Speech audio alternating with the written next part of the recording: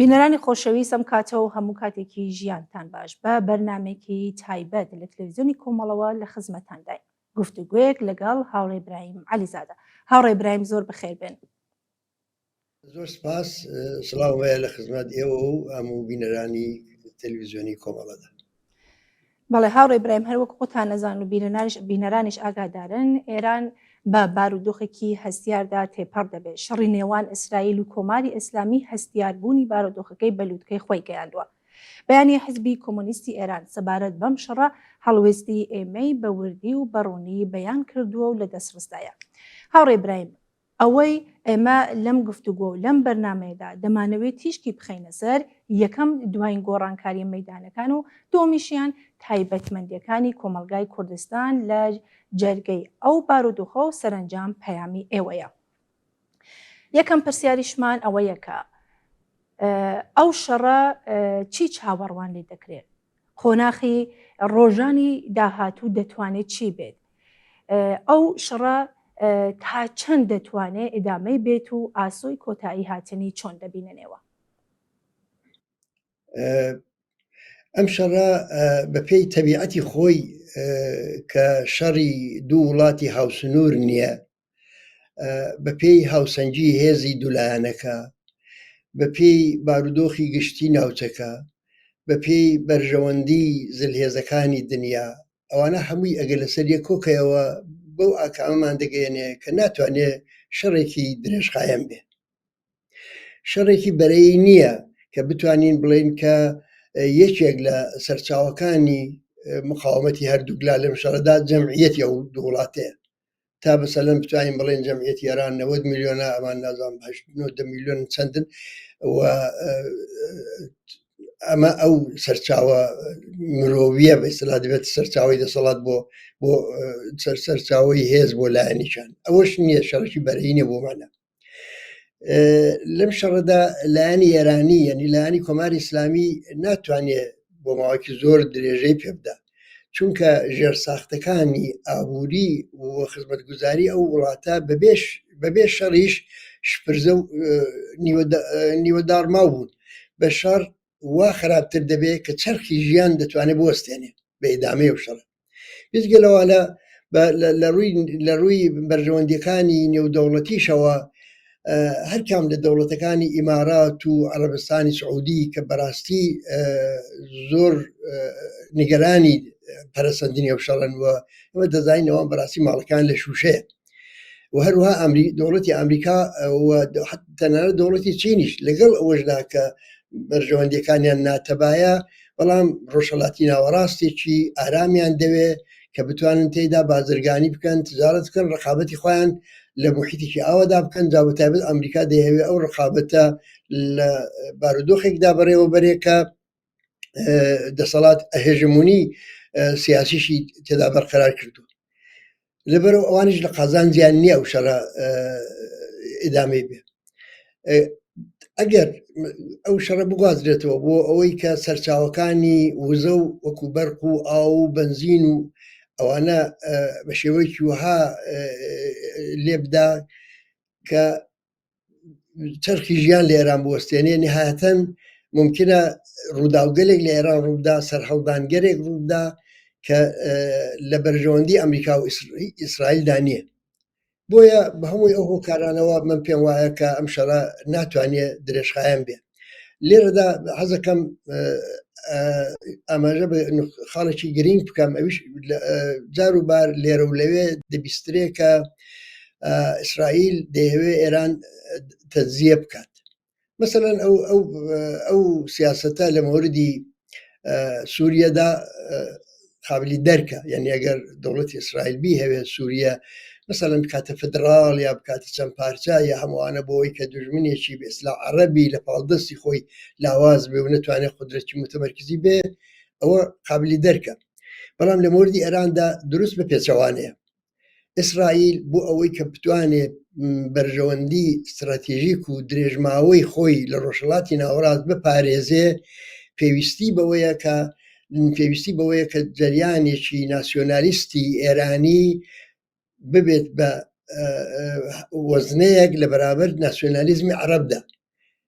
ئیسرائیل ئێستاش هەموو ئەو پەیمانی ئیبراهیم و هەموو ئەو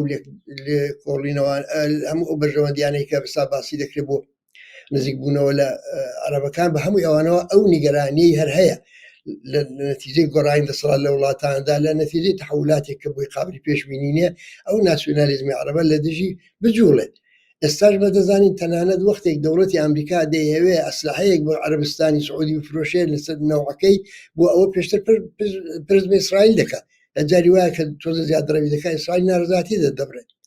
لەبەرەوە ئێران دەوڵەتی ئیسرائیل ناشێوێ ئێران تەجزیەکە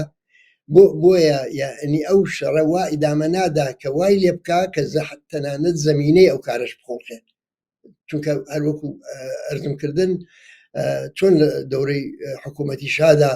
ئێران کەم زۆر هاوپەیمانی دەوڵەتی ئیسرائیل بوو ئێستاش دەیەوێت دەوڵەتێکی مقتدری منتەقەیی لەمپەر بێ بەرامبەر بە دەسەڵاتی ناسیۆنالیزمی عەرەب بەرامبەر بە وڵاتانی عەرەبی بەڵام دۆستی ئیسرائیل بێ دژی نەبێ ئەوانە ئەوم لە پراوێزی وەڵامی پرسیارەکەی ئێوەدا کرد بەڵام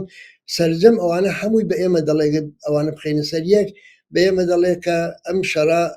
ناتوانێت درێژخایەن بێ و هەر کامیان بە ئامانجەکانی بەسلا ئەگەر لانیکەمی خۆشیان بگەن بەتابەت ئەگەر ئیسرائیل بە ئامانجەکانی لانیکەمی خۆی بگات هەوڵ دەدا لە جێگایەک کۆنتترۆلیکە. هاوڕێ برایم هەر وەک ئێمە هەمیشە وتومانە چارەنووسی هیوابەخش بۆ دواڕۆژی ئێران گەشە و پێشکەوتنی بزوتنەوە کۆمەڵایەتیەکان وەکو بزوتنەوەی کرێکاری بزوتنەوەی ژنان بزوتنەوەی کوردستان بزوتنەوەی خوێندکاران و لاوانە بەڕێی ئێوە کاریگەری ئەو بارودۆخەی کە باستان کرد لەسەر ئەو بزوتنەوە کۆمەڵایەتیانە چۆن دەبێت؟ من پێم وایە پەیوەندی هەیە بەوەی کە لە ناو ڕەوتە کۆمەڵایەتیەکانی ناو ئەو بزوتنەوانەدا کە ئێوە باسان کرد کام جەریان دەستی باڵای دەبێت. ئێستا هەڵوێستەکان کە تەمەشا دەکەین چ لە ئاستی حزب سیاسیەکاندا چ لە ئاستی جەماوە بزوتنەوە کۆمەڵایەتیەکاندا لە ئاستی نخبەکانی سیاسی و پێشڕەوانی ئەو بزوتنەوانەدا دەتوانم بڵێم سەرجەم بەسەر سێ بەرەدا دابەش دەبێت. بەرەی یەکەم ئەوانەی کە لەگەڵ ئەوەشدا کە مخالیفی کۆماری ئیسلامین بەڵام لەم شەڕەدا بە شێوەیەکی شەرمیەونانە دیفاع لە کۆماری ئیسلامی دەکەن. ئەوانە تاکلایەنە ئیسرائیل بەهۆی ئەوەی کە دەستپێشخەری شەڕەکە بۆ مەحکوم دەکەن و بەرحاڵ وەزنەی هەڵوێستەکەیان بە لای دژایەتی لەگەڵ ئیسرائیلدایە و لانی کۆماری ئیسلامی کەم و زۆر پراوێز دەخەن یا تەنانەت فەرامۆشی دەکەن. ئەم ڕەوتە بەداخەوە دەتوانم بڵێم لە ناو بزوتنەوە کۆمەڵایەتیەکاندا و حتا تەنان لا بزوتنەوەی کرێکاریشدا لایەنگرانی خۆی هەیە بۆیە نابێ ینی کاریگەری ئەوانە دەستیکەم بگرین و کۆماری ئیسلامیش لە ڕێگای ئەو ئامرازانەوە کە هەیەی ئیسلاح تەڵەبەکان خەڵکی جۆرا-جۆری کە ساڵهای پەروەردەی کردوون خانەی کارگەر شورا ئیسلامیەکان مەجموعەیەک ڕێکخرا و کۆمەڵی فەرهەنگی ئەوە بۆ کە بە دەوروبەری ئیسلاح تەڵەبەکانەوەن لە ڕێگای هەموو ئەوانەوە هەوڵ دەدا بۆی کە ئەم بەرەیە تەقوێتکە و لەو ڕێگایەوە کاریگەری دابنێتە سەر بزوتنەوە کۆمەڵایەتیەکان بۆ کۆنتترۆلکردنیان. دووەمبەرە ئیسلا ئەوانن کە شایەلۆغان بۆ هێرشی ئیسرائیل دەکەن پێیان وایە درەنگ یازوو ئیسرائیل و ئەمریکا کۆماری ئیسلامیان بۆ دەروخێنن و ئەوان گویا ئەوان نوێنەرانی ڕۆتەکەیان وانە دێنە ڕگەیان بۆ خۆش دەکرێت و دێنە سەر دەسەڵات. ئەو بەرەیە یان بڵام ئەو ڕەوتە باوەڕیان بەوە نییە و لە حەقشیان نییە باوەڕیان بەوە نەبێت کە لە ڕێگەی ئەو بزوتنەوانەدا ئاسۆیەک بۆ گەیشتیان بە دەسەڵات بەدی ناکرێت. هەر بۆیە هەڵوێستیان و سیاسەتیان ڕاستەوخۆ زەرەر دەگەیەنێ بە گەشەکردنی ئەو بزوتنەوانە و زەرەر دەگەیەنێ بە گەشەکردنی پرۆسەی شۆڕشێکی کۆمەڵایەتی چونکە بەڕاستی ئەوانە هیچ ئومێدیان نییە بەوەی کە لە ڕێگای شۆڕشێکی کۆمەڵایەتیەوە دەرگایەک بۆ نزیکبوونەوە لە دەسەڵات یا بە دەسەڵات گەیشتن بە ڕوویان بکرێتەوە. بەرەی سێهەم ئەوانن کە بە بڕوای من لە ئەنگری شۆڕشێکی کۆمەڵایەتین ئەوانە هەم دژ بە کۆماری ئیسلامین و هەم ئەوەش لەبیر ناکەن کە ئازادی و ژیانی ئاسوودە و گەشەکردنی وڵات ئەوانە ناتوانێت بەرهەمی شەڕی ئیسرائیل و دەخالەتی ئەمریکا بێ ئەوانەی پێیان وایە کە ڕزگاری لە ڕێگەی شۆڕشی کۆمەڵایەتی مەیسەر دەبێ ئەمانەش کاریگەری خۆیان لە ناو بزوتنەوە کۆمەڵایەتیەکاندا هەیە بۆ پێیان وایە کە ئەم گەشەکردنی و بزوتنەوەانە هەم سیاسی بوونیان یەکگرت بوونیان و پرۆسەی تەکامل و گەشەکردیان هەم کۆماری ئیسلامی لەسەر ڕێگالا دەبات و هەم گەشەی ئابووری پێکدێنێت و هەم بەرەو بنیاتنانی وڵاتێکی ئازاد و مەڕەفە و یەکسان هەنگاو دەنێت من ئەگەر بڵم بۆ نمونە هەڵوێستی حزبی کۆمونیستی ایران لەم ڕەوتەدا خۆی دەبینێتەوە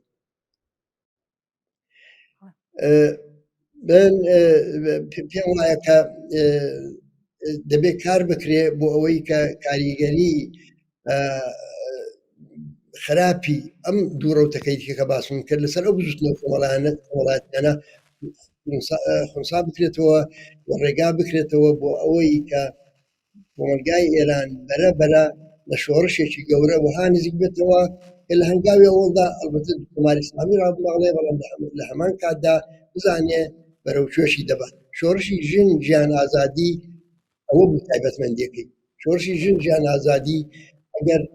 دروشمی زیاتر لە توانای خۆی هەڵاوەسرابە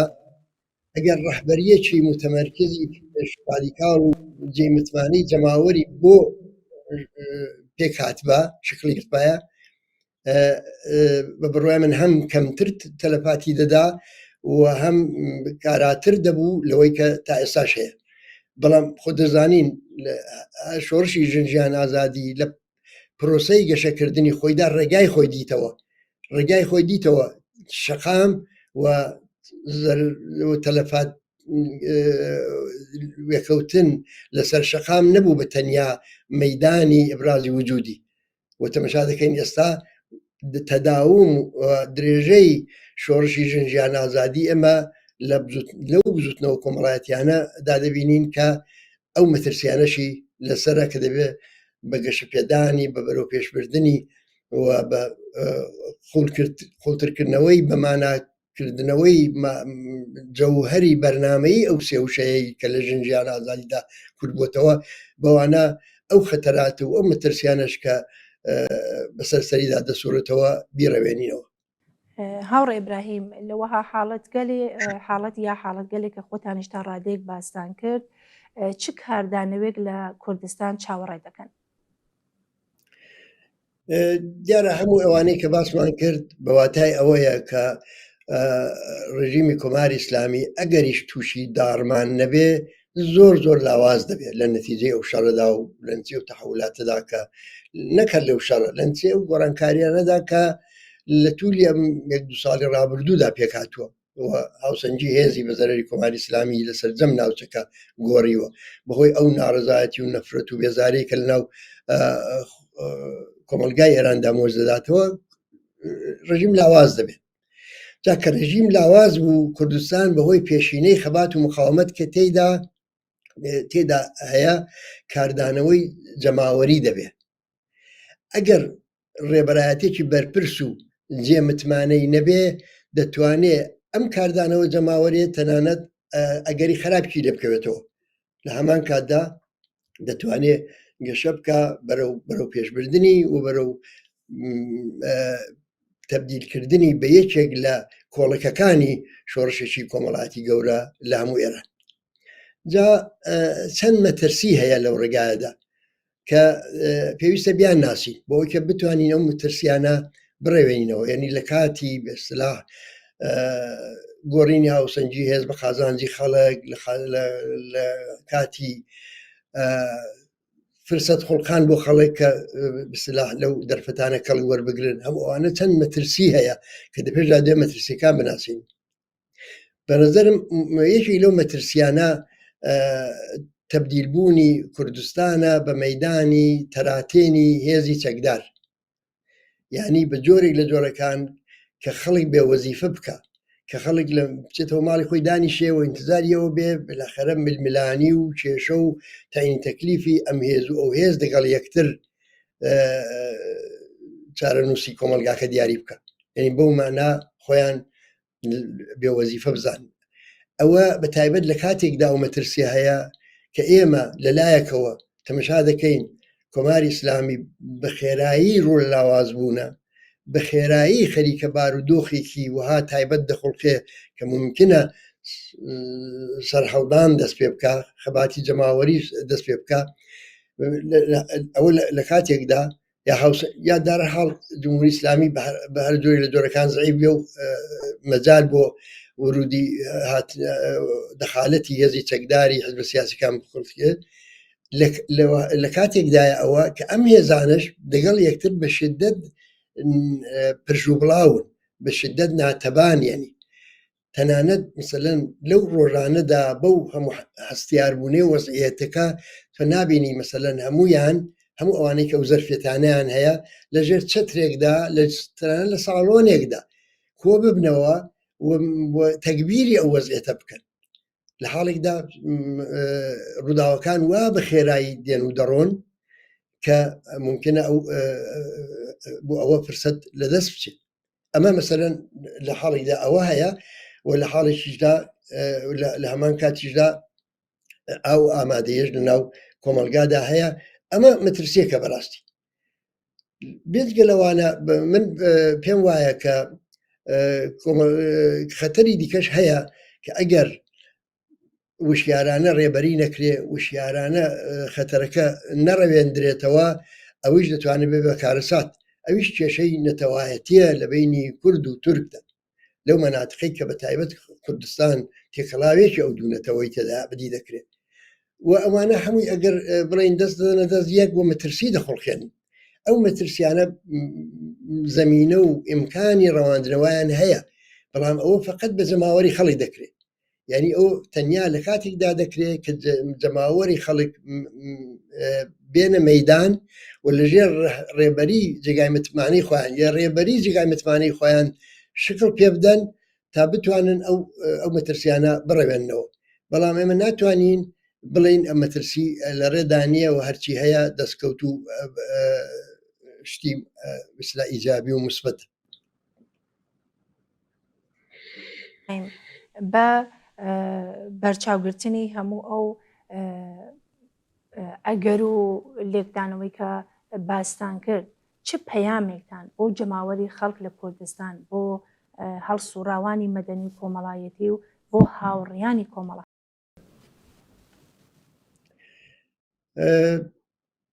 بنبەستەکانی کۆماری ئیسلامی نەک تەنیا لە کامی ئەوشەڵا، بەڵکو لە نەتیجەی کۆمەڵێک گۆرانکاری بنەڕەتی دەمێکە کۆمەلگای ئێران خەریکە لە خاڵی وەرسەرخانێکی مێژوویی نزیک دەکاتەوە. ئەم خاڵە وەرسەرخانە مێژوویە هەم دەتوانێت بەباری چاکدا بسوڕێتەوە و هەم دەتوانێت بەباری خراپدا.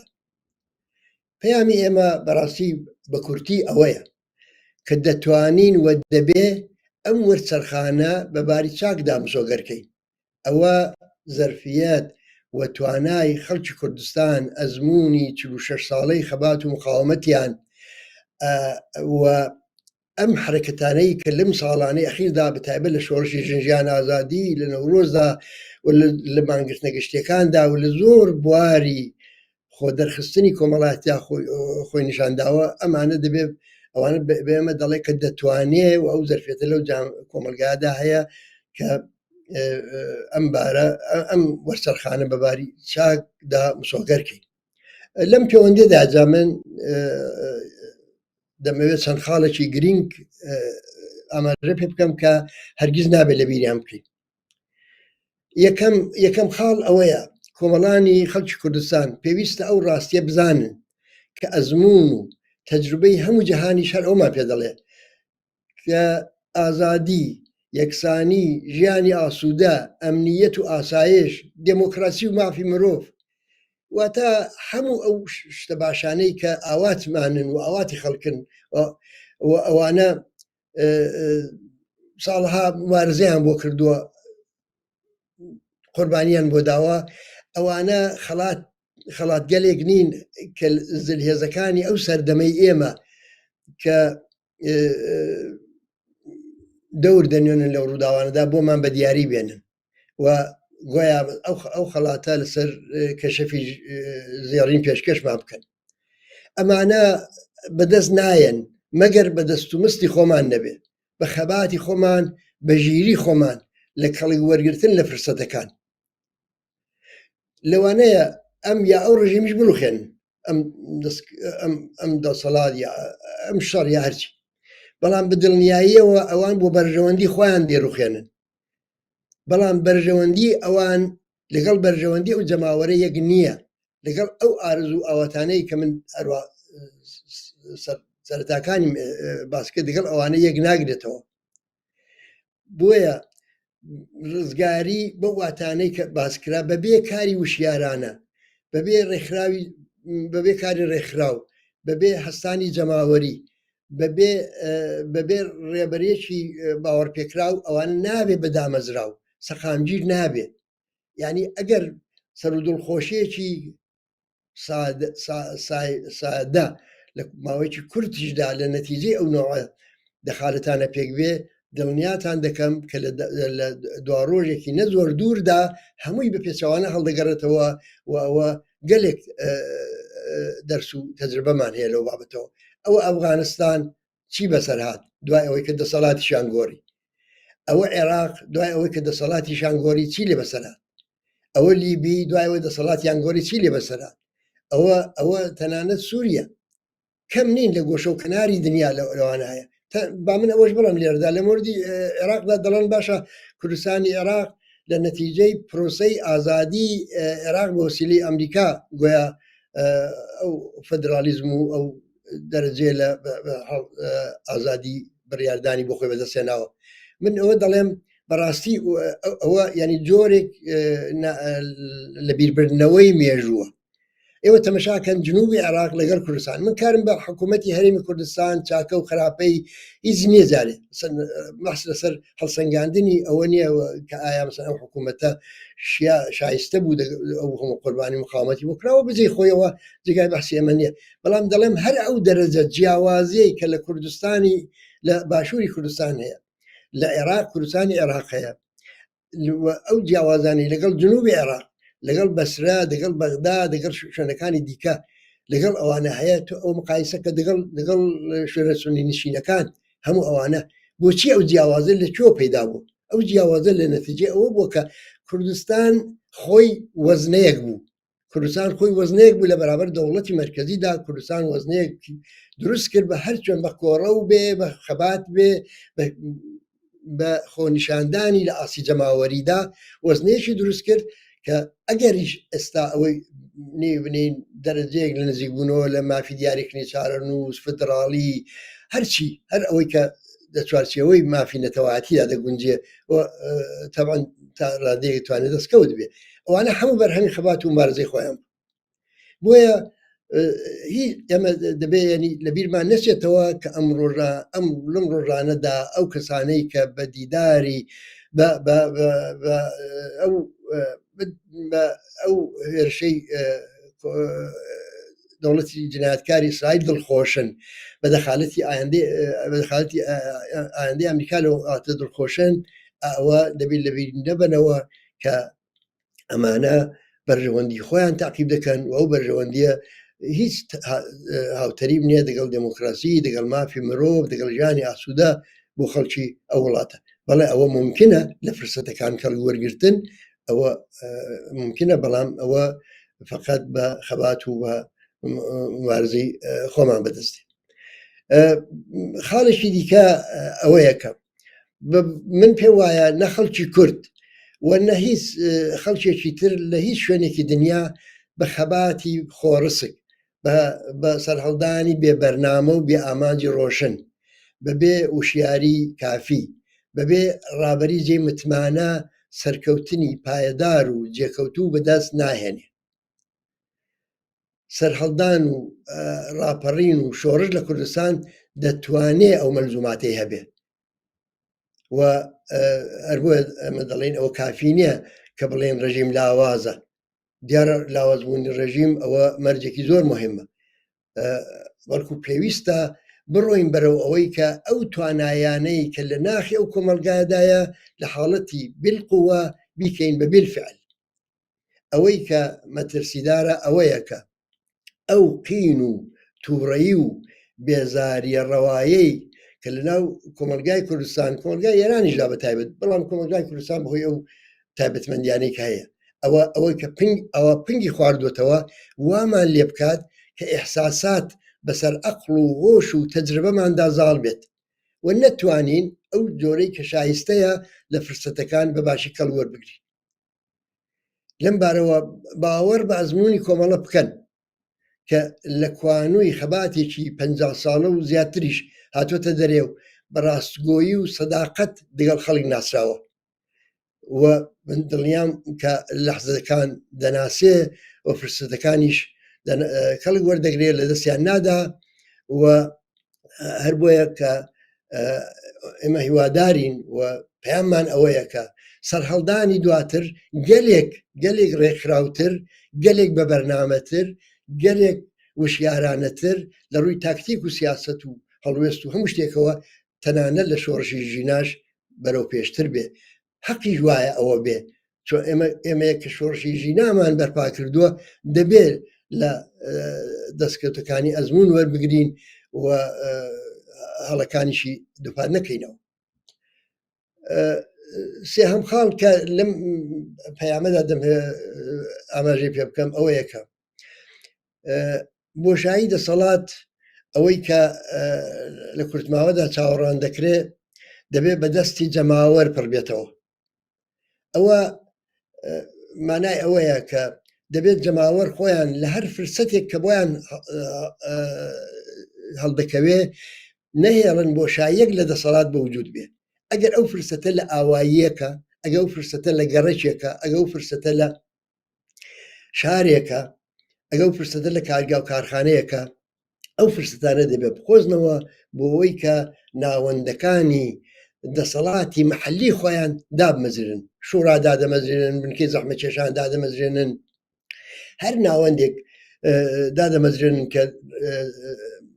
تەبعیەت یا بەسلام نوێنەرایەتی ئیرادەی جەماوەری ئەو شوێنە بکات ئەوە هەمووی بە تەجربەی خۆیان ڕەچاویکەن ئێمەش تەجربەی خۆمان هەیە دەیگوازینەوە جا ئەوە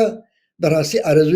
ئارەزوویەک نییە یا ئەوە تاکتیکێک سیاسەتێک نییە کە زەمینەی کۆمەڵایەتی نەبێت جارێ ئەو وەڵام 46 ساڵ لەوە پێش ئێمە لە زۆری لە شارەکانی کوردستان و لەوانە لە شاری سنا هەر ئەو زەرفیەتەمان تاقی کردەوە دوای ئەوەی دەوڵەتی ڕووخا زەعیب و بۆشایی دەسەڵات پێکات بە خێرایی لە شاری سنە بنکەکانی گەڕکەکان پێکاتن شوڕای شار دامەزرا تەنانە شوڕای شار وای کرد باش سەرکیترین ڕێبەرانی کۆماری ئیسلامی هاتن بۆ گفتوگۆ لەگەڵی لە شارەکانی دیکەش هەروە گەلێک تەجربەی مثبت بوو لە دێهات بوو هەموو ئەوانە بەڵام بەداخەوە دیارە هێرشی کۆماری ئیسلامی و ناکۆچەکانی ناخۆ کۆمەلگای کوردستان و هەمووانە نەیهێشت ئەو تەرزەی کە پێویستە گەشە بکاولی بەڵام تەجربەکەی هەیە ئەویش تازە لەو 46 ساڵەدا خەڵک گەلێک بازمونتر بوون ئێمە ئەوە زمونەمان لە نەورۆزی ئەو ساڵدا دیت ئەو کۆبوونەوە جەماوەریانەی کە بۆ ماوەی دوو مانگی تەواو لە بەناوی نەورۆزەوە بە بەهانەی نەورۆزەوە بەرپا دەترا سازمان دەدرا ڕێک و پێک دەکرا بەبێ ئەوەی کەس بە پاڵدەستەکەی بڵە پشت چاوت بروایە گرایش و میل و بۆچوونی جۆراوە جۆر هەمزیستێکی دو سالە بەتامیز و هاوڕێیانیان بێکەوە هەبوو کارەکان بەرەو پێش دەبر هەموو نیا پێویستەکانیان تەمین دەکرد وشیار بوون دەیانزانی لەو زەرفیەتەکانی ئێستا بۆ دادین چ دروشمێک و جازە چ شتێک ڕێگە پێدراوە چ شتێک حرەکەتەکە لەبار دەبا ئەوە نهایەتی وشیاری لە خۆی نیشاندا من دەڵێم خەڵکێک کە ئەو وشیارێ لە خۆی لەو دەورە هەر لەو چەند مانگەی ڕابردوودا لە خۆی نیشانداوە دەتوانێ بۆشایی دەسەڵاتیش پرکاتەوە ئەوانن بە بڕای من ئەو جەماوەرەیەکە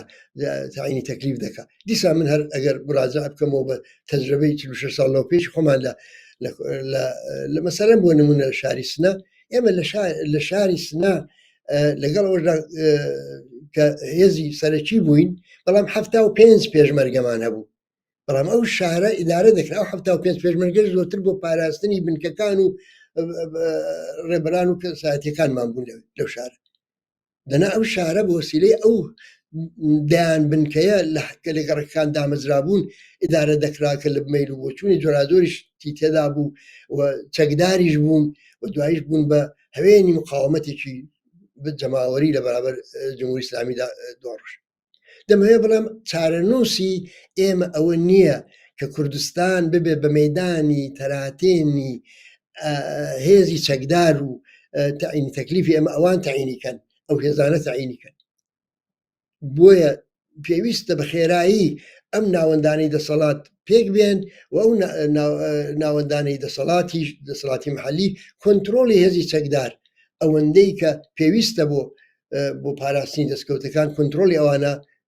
بەدەستەوە بکرن خاڵێکی دیکە کە پێم باشە ئاماژەی پێ بکەم لەواقعدا بەشێکە لە پەیامی ئێمە بۆ هەموو خەڵکی کوردستان لەو بارودۆخەدا ئەوەیە کە هونەری هێز و حیزبی پێشڕە و ئەوەیە کە سەرکەوتن بە کەمترین تەلەفات و خەسارەت مسۆگەر بکە من دەزانم خەڵکی وڵاتە خەڵکی کوردستان بۆ ئازادی ئامادەی فیداکاری بەڵام بە وا ڕەفتار بکەین خۆشیان هەمویان بەرهەمی ئەو ئازادیە بچێژن هەر بۆیە دەبێ خۆمان لە هەر چش لە ماجراجوویەک بپارێزین وریای بانگەوازی نابەوەختی ئەموو ئەو بین وریای ئەوانە بین کە نامەسئولانە هەڵسوکەوت دەکەن و کارێکی وا بکەین هەرچی دەکرێ وشیارانە بیرلێکراو و ڕێکخراوە بە ئامادەکاریەوە بکرێت هەر بۆیە من ناچارم دووبارە دووپاتی بکەمەوە لەبەرەوەی کە زۆرترین نیگەرانیم لەو بە هەڵەداچوونە و لە دەستدانە حرەکەتێکە کە نابەوەخت بێ زمانی خۆی نەگەیشت بێ ئەویش ئەوەیەکە هەر چەشە سەر هەڵدانێک ئەگەر ئاگاهانە نەبێ ئەگەر ڕێکخراو نەبێ ئەگەر ئامانجی ڕۆشنی نەبێ چارەنووسی نیادیارە ئێمە نامانەوێ کۆمەلگای کوردستان بۆ ئاقارەدا بڕات خاڵێکی دیکە کە ڕای من زۆر چارەنووسسازە ئەویش ئەوەیە کە ئێمە دەزانین کە بەبێ ڕوخانی کۆماری ئیسلامی دەستکەوتێک ئەگەریش بەدەست بێ پایەدار نابێت کەوایە خەباتی خەڵکی کوردستان پێویستە هاواهەنگ لەگەڵ خەباتی سەراسەری بەرەو پێش بچێت ئێمە دەزانین بەبێ ئەوەی کە تەکلیفی دەسەڵات لە تاران یەکسەرە بێتەوە تەکلیفی ئێسەسەڵات لە ئاسیێراندا یەکسەرە بێتەوە ئێمە دەستکەوتیش ئەگە بە دەستبێنین وەکەوەی لە ساڵی 1950 بەدەستمان هێنا دوای ماوەیەک هاوسەنگی هێز بە زەرەرمان دەگۆڕێ و هەمومان لێدەستێنەوە جا بۆ ئەوەی کە ئێمە ئەوە دابین بکەین دەبێ هاوپەیمانی خۆمان دەگەڵ خەباتی سەراسەری ڕادیکاڵ پێشڕۆ و پێشکەوتن خواست دەگەڵ خەڵکی هاوچارە نووسمان لە هەموو ئێران بکو گلێنەی چاوپارێزی دەبێ هەم ئەو هاوپەیمانی پار هەم ئەوان پشتیوانمان بن هەم ئێمەش پشتیوانیان بین ئەوە هەموو تەجروبەی شۆڕشی ژنجیان ئازادی ئەوە بوو کە دیمەنێکی زۆر درێژاوی ئەو هاوپەیمانیە بوو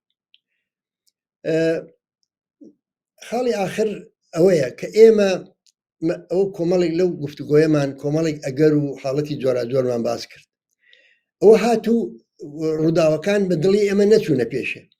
جۆرێکی دیکە چوونە پێشێ بە پێی نەخشەی ئێمە نەبوو ئایا ئێمە لەوە حاڵەتێکدا ئەوکو کۆمەڵە خۆمان بەبێ وەزیفە دەزانین بە هیچ جۆرێک ئەوە نییە ئێمە نەتەنیا خۆمان بێ وەزیفە نازانین بەڵکە لە نالەبارترین حاڵەتدا هەوڵ دەدەین کە زەرەر و زیانی خەڵک کەمتر کەینەوە و ڕێگای سەرکەوتن لە جەرگەی بارودۆخی پێشبینی نەکرا و ئاڵۆزیشدا ببێنینەوە تەمان ئەوە تەنیا بەهێزێک دەکرێت کە پشتی بە جەماوەر بێ کە لە جەماوەر تەغزیە بکە کە پرسیان پێ بکە کە ئاوات و ئارزۆکانیان نوێنراتی بکە ڕیشەی لە ناو کۆمەلگادا بێت من پێ وایە کۆمەڵە بەخۆشیەوە ئەو موقعیتەی هەیە کەوایە ئێمە ئێمە لە هیچ حاڵەتێکدا لە خەڵکیەکەی خۆمان لە خەڵکی ئەو وڵاتە جیا نابینەوە دوور ناگرین بە حسابی ئەوەی کە گویا ئەوە پلان و نەخشەی ئاگاهانەی ئێمە نەچوتە پێش هەڵسوراوانی کۆمەڵە لە هەر شوێنێک کە هەن من داوایان لێ دەکەم داوای هەموو کۆمەڵەیە لەوان کە بەو ئاراستەیەدا بڕۆن کە لە هەموو بوارەکاندا لە هەر شرایەتێکدا حزوریان هەبێ